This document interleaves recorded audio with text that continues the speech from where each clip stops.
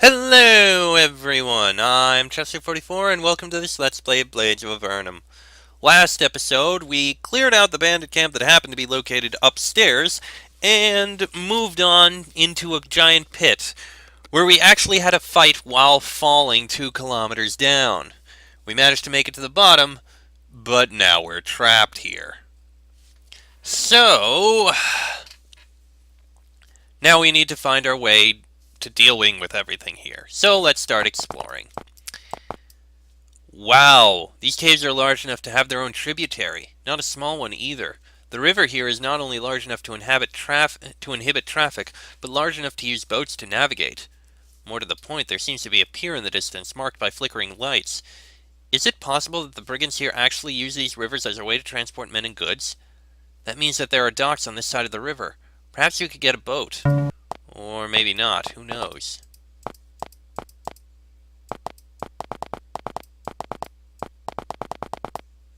There's a lot of caves here.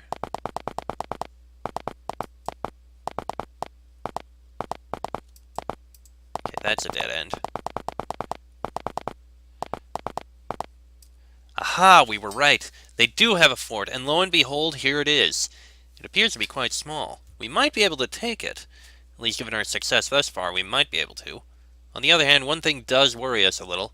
We're not intimately familiar with typical engineering and architecture practices, but this fort seems far too utilitarian to be the work of brigands. Looks less like a brigand fortification and more like a fort, period. Ah well, it looks like we have no choice but to charge the 10-meter walls and find out what seems so unusual about this fort when we're inside it. Charge! Yeah, in a minute.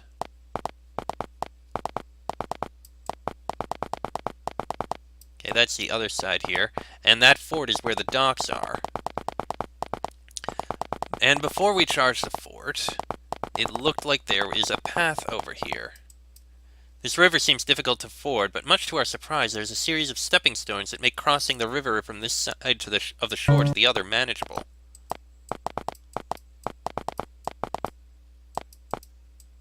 The caves are usually nice and cool. In this portion, however, that is rapidly becoming less and less the case. Whatever is ahead, it's bound to be less than pleasant. Wow. If Catathan was to paint a picture of his nexus, it could not get much clearer than this. There's a giant lava-spewing fumarole here with a fragile-looking bridge of basalt creeping towards a cliffside. Steam rises up from the lava, and the air is barely breathable. There are 2 gigantic glowing balls of energy suspended by metal columns standing outside of a shining blue barrier. Clearly, something here is being protected. Whatever it is, it both feels and looks dangerous. This may not be the safest place to be. Impressive. There's nothing on the obelisk save for a large red star. As soon as we get close to these ruins, they instantly turn red and begin spewing out pyroclasmic waste all over, with torrential winds pushing us back. Going closer would risk hurling us into the lava, and never mind getting our skin burned off. This may not be a direction we would like to continue in. Okay, message received. Seems like the only task we have left is this. The voice in our heads. It's him again. Hello, it's Catathan. Yes, I had seen you fighting against the Immortal. I am impressed, but hold off on charging him for now. The brigands here should be within your reach, but the Immortal is waiting in that fort for you. He and his men, with the home field advantage and a bottleneck, are too much for you to handle. In the meantime, the situation has changed, and I am going to want you to see you personally again. The woman who stumbled in as you were leaving has shed some light on the situation. From where you are now, head east and follow the only path you can. I will contact you when you get close. Again, I have already arranged for your arrival. Okay then. Aha! That's far enough. From where you are now, head directly west. It's another secret passage, like the one Catathan showed us to get me to see him in Sanctuary before. We shouldn't be getting used to seeing magic used so flagrantly, but considering what else we've been forced to accept lately, a small illusion in a cave wall isn't worth mentioning, even if we can't do such a feat. There's another portal here. Presumably this will take us to Sanctuary. We're not that anxious to go through the portal again, but we will do what at this point we have to. Words. For some reason, I had a little trouble saying that line. I don't know why.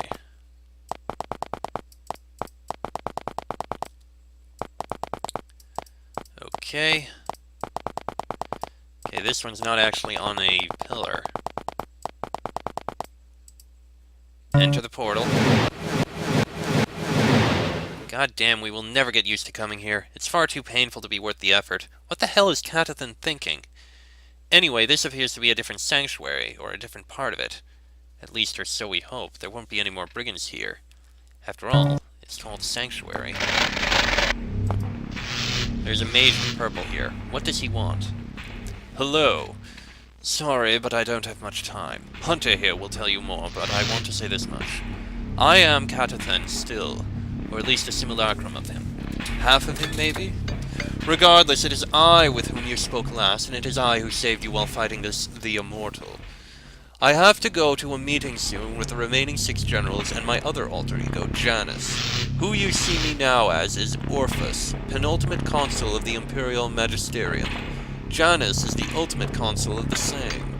The woman sitting here is named Hunter. Talk with her. She will tell you what we have concluded. Oh, we saw that nexus you were talking about. Yes, well, at least now you know why I have to be so cautious. That nexus could awaken at any moment, and if it does, it's disaster for all of us. Just stay away from it, it's not safe. But I do have to go, so I will see you later. Very well then.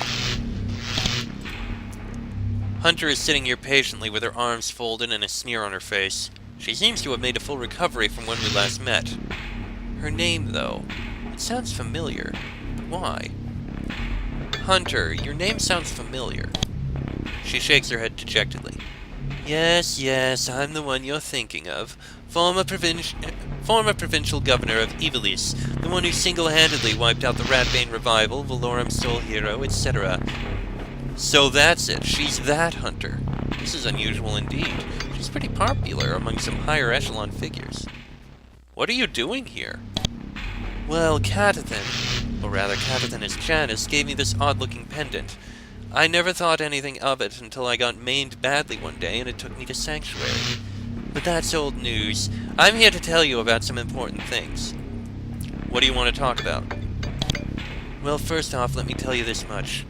Footracer is dead. He's no longer alive. That much is obvious, though. Footracer was found guilty by a military court and sentenced to death. What is she getting at? What's this about Footracer now? Yeah, I know, you think I'm crazy.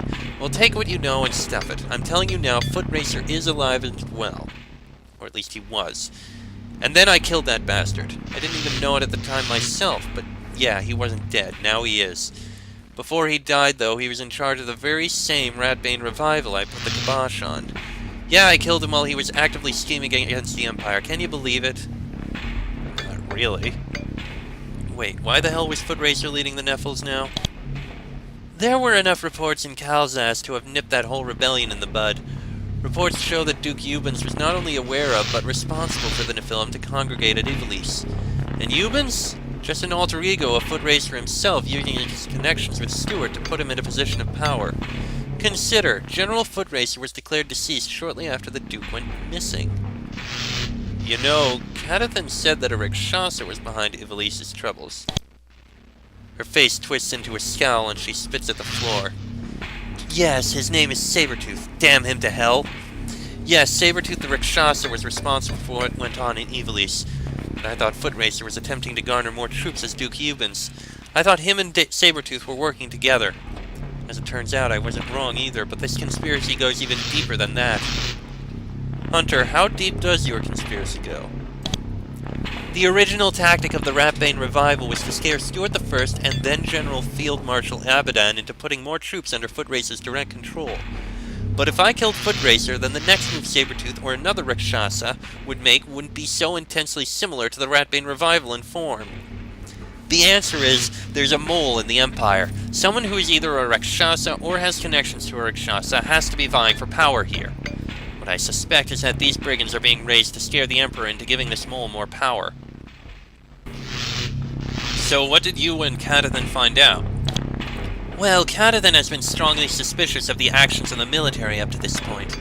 Needless to say, what I said verified his fears. Plus, he came to the conclusion that Abaddon may not have been killed merely to allow the other generals to afford the Rakshasic instigator more power. Abaddon was General Field Marshal, like Foot Racer, and Ward Sigurd. Ward Sigurd is the commander of the Imperator's Guard, personal guardians of Emperor Stuart I, so his actual power is limited in practice. What I'm getting at is, Catathan and I agree. One of the generals is attempting to seize the military. Foot Racer was too powerful of an ally for Sabretooth to have thrown away if he still had the ear of the Emperor. Who are the generals? I'm glad you asked. Catathan was watching your progress, but he could not see the identity of your assailant. I'm not sure why, but all he saw of the Immortal was a giant red blur, so I'll simply describe the generals to you. Militades Ormond is a man dressed in a flaming decor. He's a recent appointment, but he has shown nothing but promise. It's said that fire spews out of his sword. There's Astrophil Ignatius, who is particularly odd-looking. He wears long red robes and carries a censer with him. Again, I don't know how he fights, but he rarely speaks. Fire came out of the Immortal's bow, but not his sword. Close, but no dice. Nope, neither of them. Go on. Well, I doubt it's Ward Sigurd, but he is a fairly stout man who carries a gleaming-edged sword with him at all times. He's heavily armed and fiercely loyal. Then there's Hildebert Cathair, a man who will leap into any situation head first. What does he look like? Well, he's fairly thin, but well-armed. His fighting style resembles fencing more than anything else. Not them, either. Well, that only leaves two left, so it has to be one of them. Either that, or the Immortal was using an illusion with you. Edith Valencia is an Amazon. She's a sniper of no small renown, and she's also viciously efficient with a knife in her hands. She's lithe, persistent, and loyal. She's fairly strong, but incredibly competent tactically. And then there's Rufus Rothgard. He's also a sniper, big and strong with a huge suit of armor. He has red hair that he has cut close to his head, and has had harsh words for Foot Racer in his absence. He's a real zealot, that one. Well, the look on your face is telling me that I nailed it. It's General Rothgard. Him for sure. Rothgard. Shit. It's him, you say? Not a doubt in your mind? It's not like Hunter doesn't believe it, just more that she doesn't want to believe it. No doubt about it. Why? God damn it, that's horrible. He's been currying the most favor out of everyone since Foot Racer's death. I mean, Ignatius and Ormond have been acting fairly strangely, and I was hoping... Damn shit! He's young, but he's powerful. Rufus Rothgard, the Immortal. He must be the one who is behind all the scheming. This is not good at all. Anyway, General Rothgard is distracted for now, since all the generals have been called away for a meeting. What that effectively means is that he can't stick around to monitor his operation. Which then brings me, regrettably, to Catathan's orders. What are his orders? He wants you to go to the docks you found earlier and steal a boat. He can't teleport you into the brigand territory here because of a teleportation shield or something. Whatever. Catathan says that you're going to have to take the boat and get to some docks on the other side of the river yourself. It sucks, but, well, live with it. He says that he'll be able to talk with you again by the time you get there, but he expects you to be busy dealing with things in the capital, Solaria, for some time. Do you understand? Has Catathan left any boons behind? Hunter shrugs. Who knows? All he told me was what to tell you, and that didn't much involve any free handouts. Anyway, he seemed pretty confident that you could do this yourself. I would be going myself, maybe even with you, but I was told to stay here in case I was needed. Apparently I've become political currency for the time being. So, yeah. Get going, I guess. Alright. Well, we have our next task. Let's look through here a bit first. Wormskin helmet, steel rapier, blessed javelin. Does any of us need that wormskin helmet? We've got one here. It's resistance to illness. I don't think we need it. Blessed javelins, I don't use those. Steel rapier is not useful for us. And in here, lucky bracelet, basic charm, drakeskin sandals. I think the drakeskin sandals would actually be useful here. I'm not sure what these two do. Alright, drakeskin sandals, yeah, them instead of the boots. Alright, basic charm is 20% resistance to acid, lucky bracelet is +1 to luck. Interesting, but I think we're fine without it. Same with the basic charm.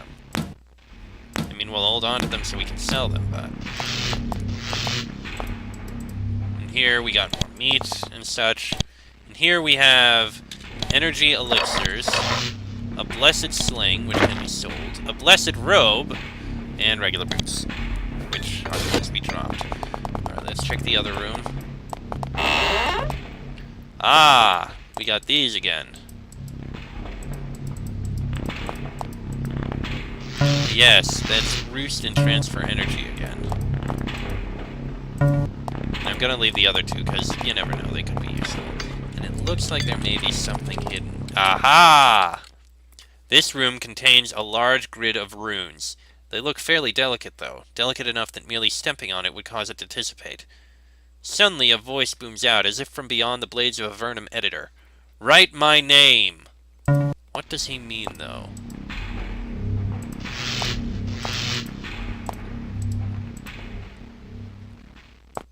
Write my name. Hold on. Before I do, I wanna... We did get level up, so let's get the level ups done. Yeah, a bit more defense. That should be enough there. More endurance. I guess assassination would help. No, hardiness. Alright, Bonnie. Point and pre-spell is very useful. Remember...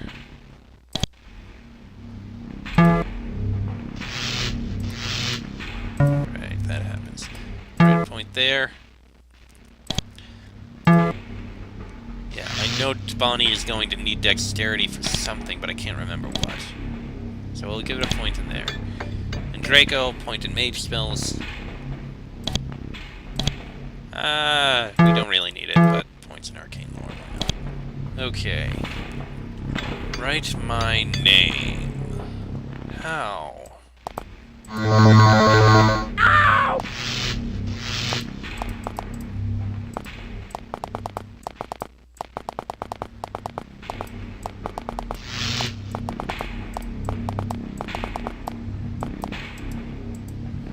Okay, there's a large button here. Push the button, and that resets everything. The voice from beyond the blades of Avernum editor. Write my name.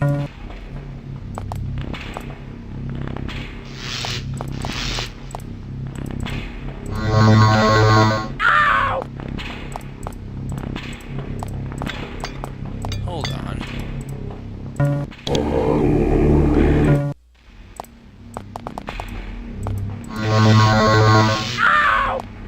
Okay, if we press the wrong one...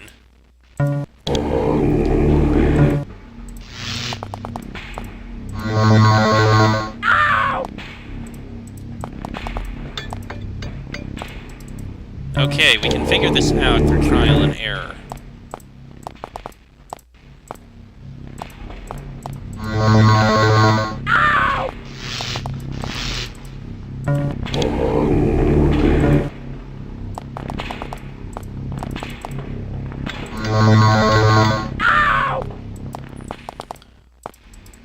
Okay, I'm pretty sure that if we hit the wrong one, that happens.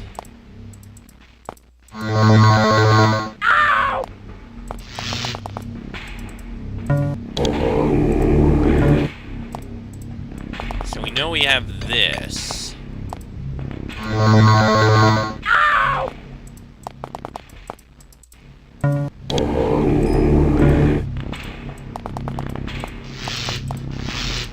The thing is, this doesn't look like any writing.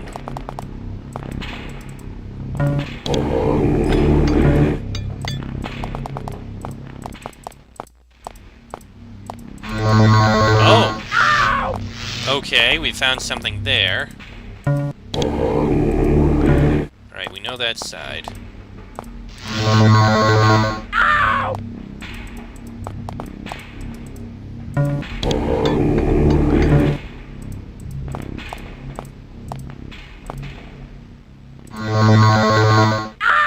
Wait a minute. Wait a minute.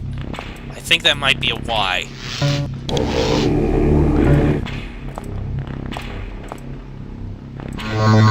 wrong one. That might be a Y. Let me try. No, it's not. Damn.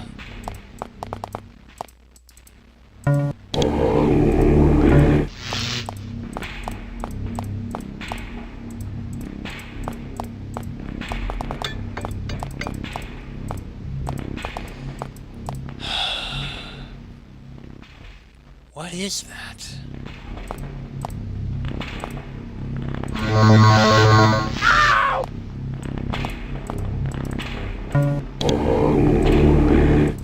Yes, I get it. Write your name.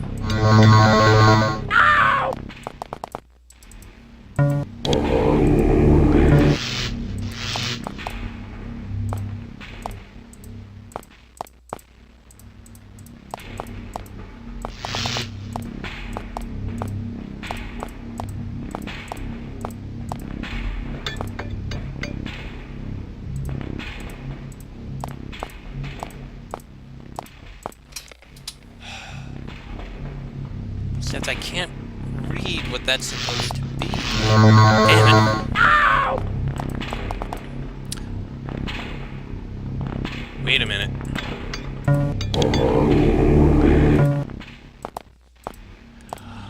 Oh.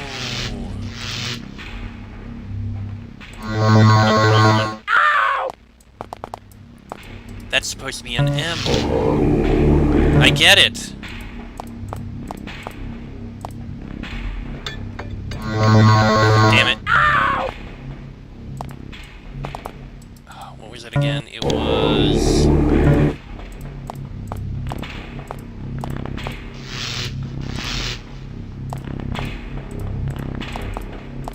Yes, that's supposed to be an M.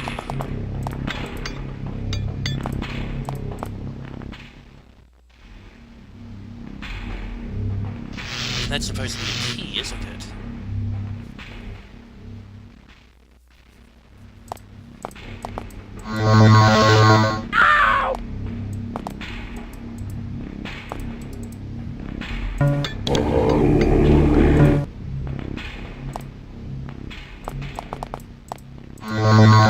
How do we get that one over there? There's got to be a secret passage or something. No. But I have another idea.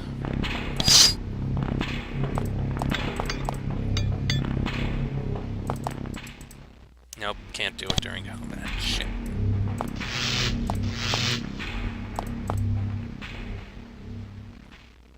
Hold on, I have an idea. No, that won't work.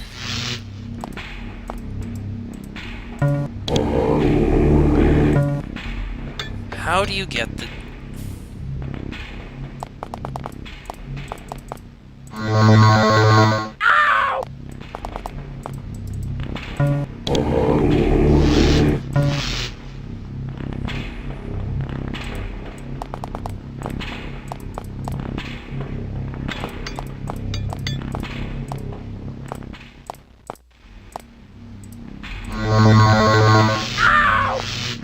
Damn it, wrong one. Yeah, I'm taking a ridiculously long amount of time to figure this out, but... Okay, that has to be there.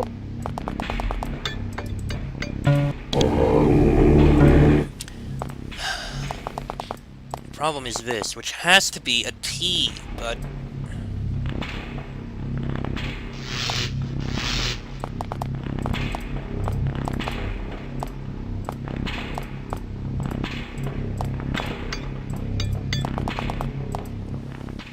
Yeah, that's gotta be a T, but how do you make it? You can't get rid of that bit on the side.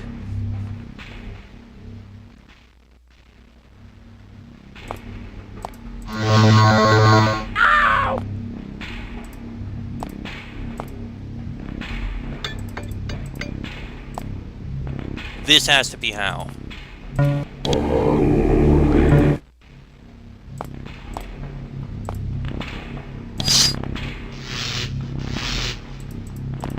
That has to be how.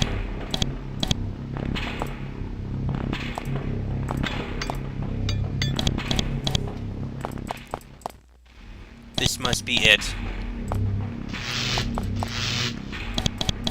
It makes sense.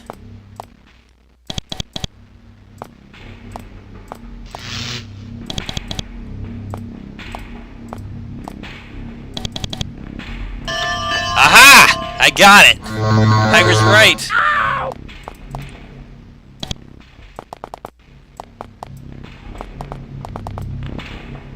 We all got experience out of that. Ah, you tricky bastard. I don't know if that unlocked anything. Probably didn't. But I am clever enough to have figured that out. I am happy for that. Got us a little bit of experience. The portal is becoming active again. Not that it honestly matters much anyway. I don't know, I think it matters a little. Alright. So our goal will now be to get in there and deal with everything in there, which I think we'll do in the next episode. Yes, again, this episode, I don't know, it actually might not be that much shorter, but I think it's a decent pause point. Next episode, we'll go in there and try to deal with it, and the Immortal itself. But that'll be in the next episode. Till then, I'm Chester44, that is Fox, Sheik, Bonnie, and Draco. This has been a Blades of Avernum Let's Play, and I shall see you all next time.